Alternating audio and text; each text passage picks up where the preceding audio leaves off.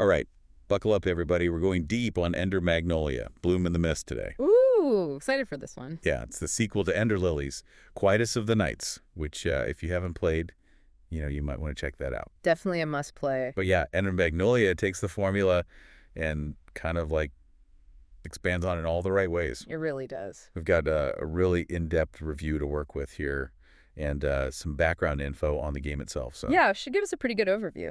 Definitely. And just a heads up, we're talking 2D side-scrolling action RPG with some serious Metroidvania elements. Love me some Metroidvania. Who doesn't, right? I mean, think about it. Exploration combat that's actually challenging. Don't forget the story. Oh, yeah. Zori. This one's got some serious emotional depth from what I've heard. It gets pretty dark, but in a good way. Makes you think. Okay, so first things first, set the scene for us. What's this world all about? All right, so picture this. The Land of Fumes. It's a kingdom, or at least it was, before this blight rolled in and basically choked the life out of it. So we're talking toxic gas, environmental collapse, that kind of thing. Pretty much. And the inhabitants, these beings called homunculi, they didn't exactly fare well. Not a good day to be a homunculus, huh? Not really. They've been twisted, corrupted by this blight-driven kind of mad. So that's where our hero comes in, Lilac, right? She's an attuner. Is that what they're called? Right, a tuner. It's like, she has this unique ability to purify these corrupted homunculi. Hold on, purify. So we're not just talking about, like, straight-up combat. There's a moral choice here. Oh, definitely. Every time you encounter a homunculus, you have a choice, fight, or purify. And that choice, well, it has some serious consequences. I bet it does. Okay, so we're already seeing that this game isn't just about button mashing. There's some real depth here. Yeah, and it ties into that whole redemption theme, too.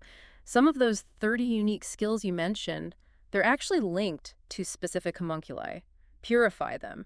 And they might just lend you their power in battle. Whoa, that's really cool. So it's like the game is rewarding you for choosing a more merciful path, for lack of a better term. You could say that, but it's not always so clear-cut. Even those purified homunculi, their powers can be pretty brutal. Oh, interesting. So it's making you question what redemption really means in this world. Exactly. Gets those gears turning. Definitely. Okay, we've got this corrupted world, these homunculi, this attuner protagonist with the power to purify. What else? Oh, right. Almost forgot. Lilac's not alone in this. She's got a companion, Nola. And Nola, well, she's a homunculus, too. Hold up, a homunculus companion. But I thought they were all corrupted. Most of them are. But Nola, she's, different. Somehow managed to hold on to her sanity. Interesting. So what's her role in all this? Is she just there for moral support, or is there more to it? She's definitely a key part of the story. Their relationship, Lilac and Nola's, it's central to everything. And in terms of gameplay, well, let's just say she brings her own unique skills to the table. Okay, I'm intrigued.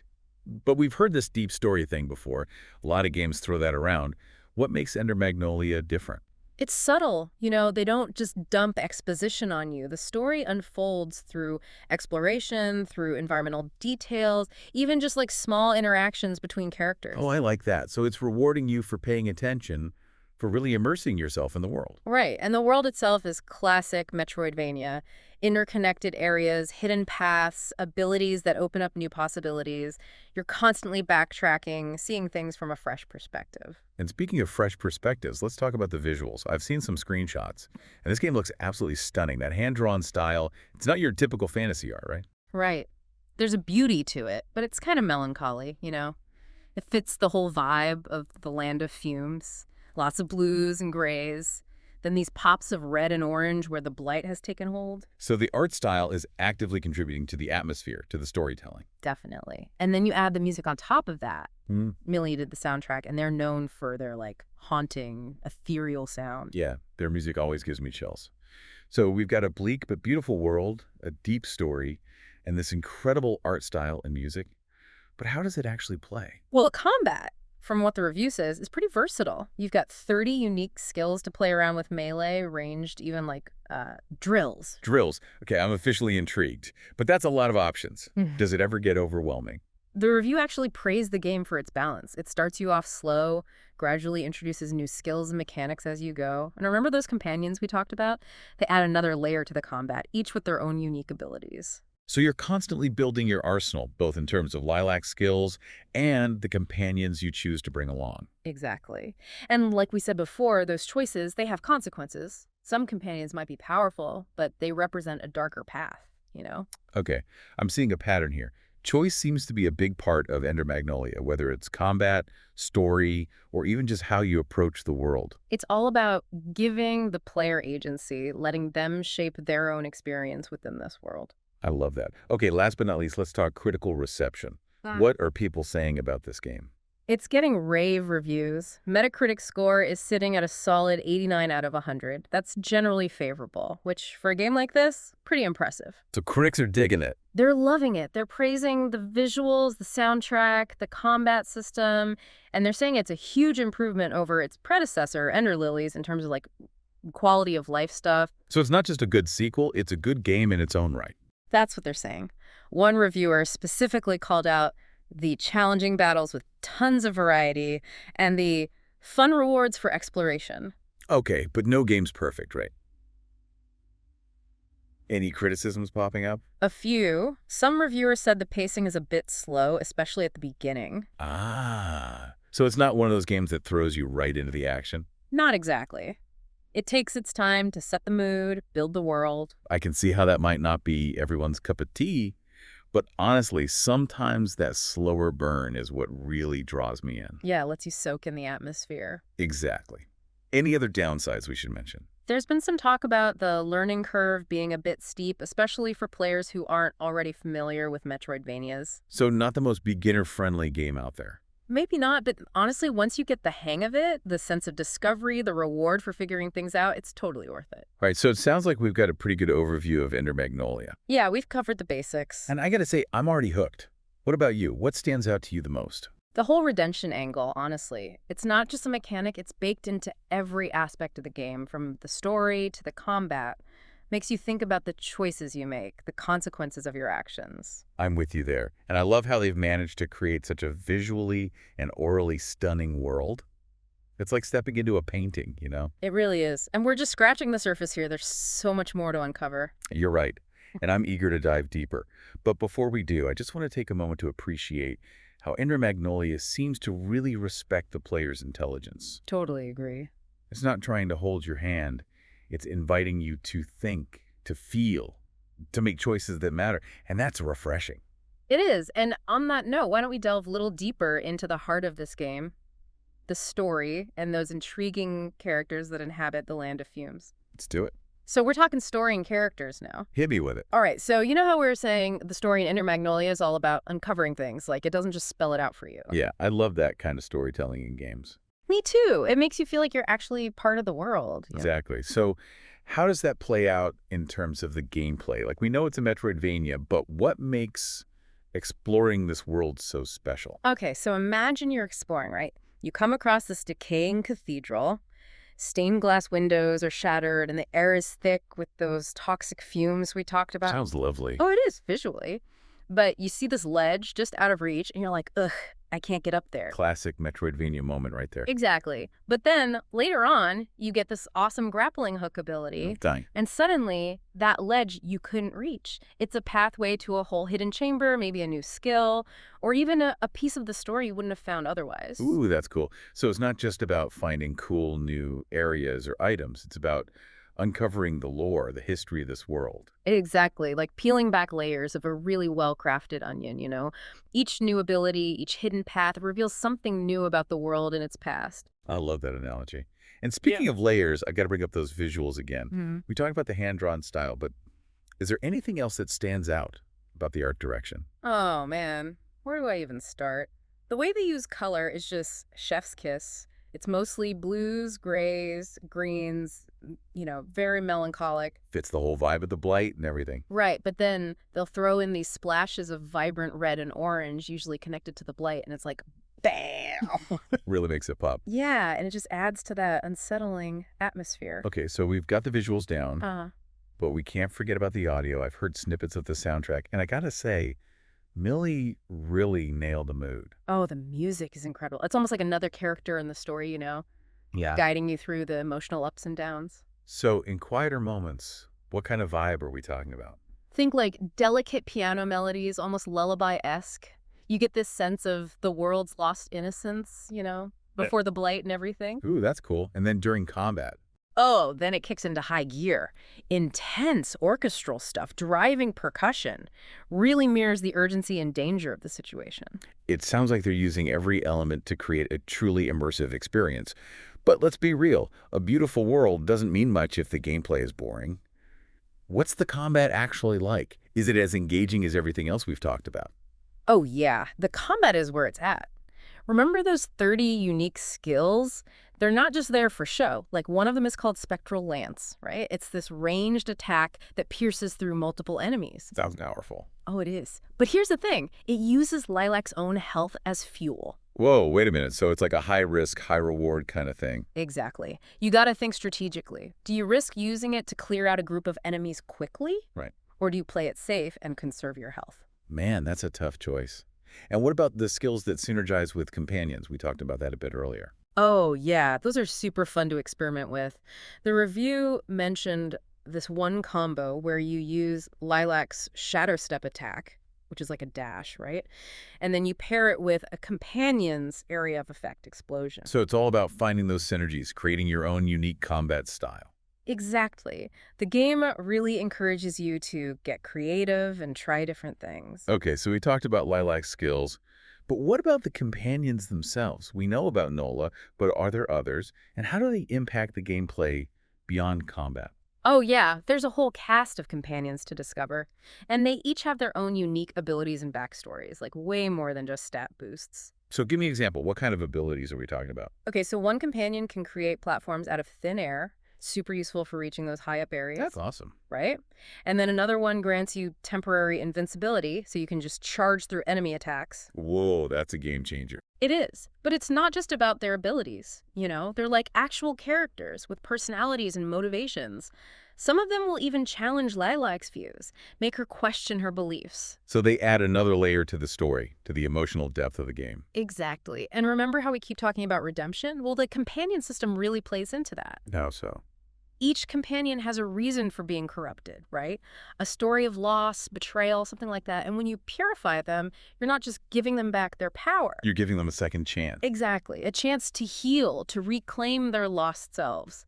But it's not always easy, you know? Some of them might resist purification. Oh, wow. So you're faced with this choice. Do you respect their wishes, even if it means missing out on their power? Or do you push forward, believing that redemption is the best path for them? Tough choices, man. And that's what I love about this game. It's not afraid to tackle some heavy stuff. It's more than just your typical action RPG. Way more. It's asking you to think, to feel, to really engage with its world on a deeper level. You know, we've talked about the mechanics, the visuals, the music, all that good stuff, but we haven't really touched on the overarching narrative. What's the main story driving Lilac's journey? What's her ultimate goal? It's a story about hope at its core. Hope in the face of despair.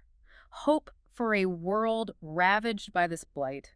And hope for the redemption of not just individuals, but an entire kingdom. That's a powerful message, especially in a world like that, Mm. you know, where everything seems kind of bleak. It is. And it's not a story that's just handed to you on a silver platter. You have to work for it. Remember those environmental details, Yeah. the character interactions? Oh, yeah, the subtle storytelling. Right. That's how the narrative unfolds. You piece it together through exploration, conversations, artifacts, all that good stuff. So it's a story that rewards curiosity, encourages you to be an active participant in the world. Exactly. And it's told with so much nuance and emotional depth. It's really rare to see that in video games. I'm getting the sense that Ender Magnolia is more than just a game. It's an experience that sticks with you, makes you think about things long after you've finished playing. Absolutely. It transcends the boundaries of entertainment and becomes something truly special, something that speaks to the human condition, you know, the power of hope, even when things seem hopeless. Well said. All right, we've covered a lot of ground here. We've explored the world, delved into the gameplay, talked about themes and characters. But there's one more thing we haven't touched on yet. The critical reception. Ah, yes, the all-important reviews. What are critics saying about Ender Magnolia? Are they as impressed as we are?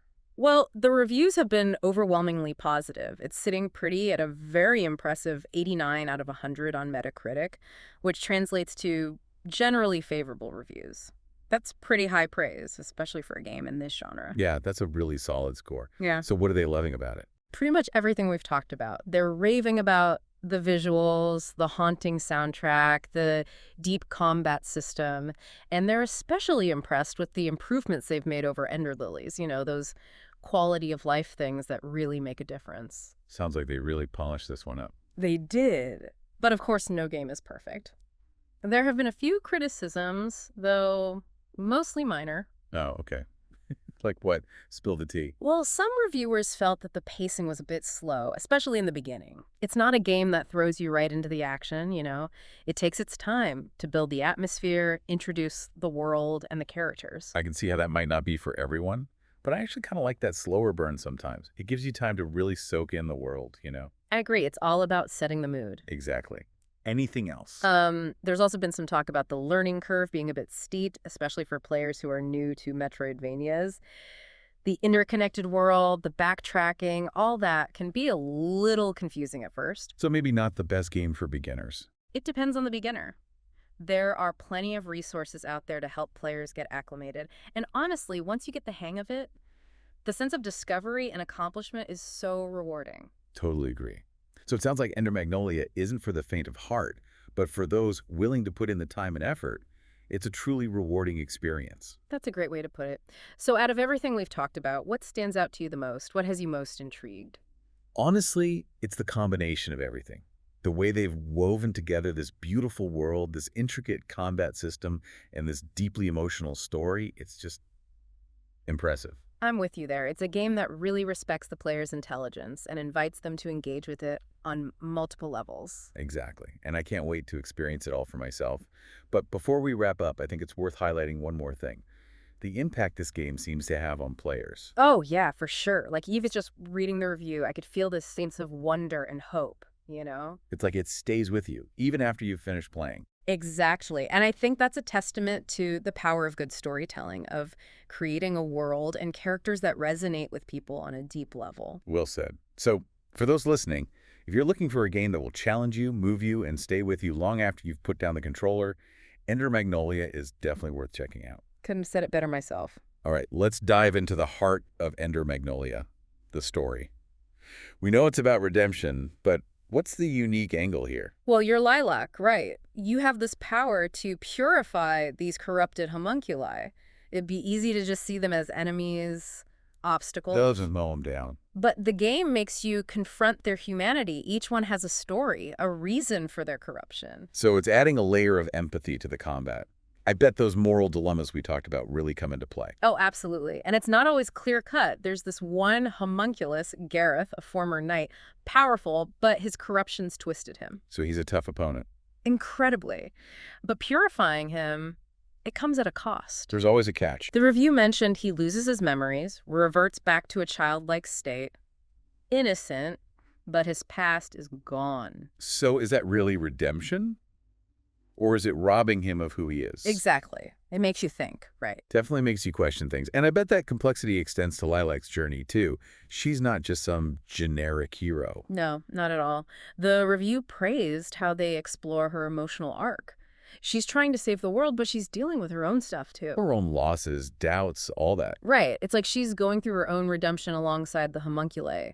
And Nola, her companion, she plays a big role in that. Their relationship seems key to the whole thing. It is. Nola's a homunculus who kept her sanity, so she understands both sides. She's that voice of reason, that moral compass. Kind of. But she also challenges Lilac, pushes her to see things from different angles. Their dynamic is super interesting. A lot of those subtle character moments we talked about. Exactly. One reviewer called their relationship the emotional core of the game. They support each other, challenge each other, help each other through tough times. Man, it sounds like Ender Magnolia is doing something really special here.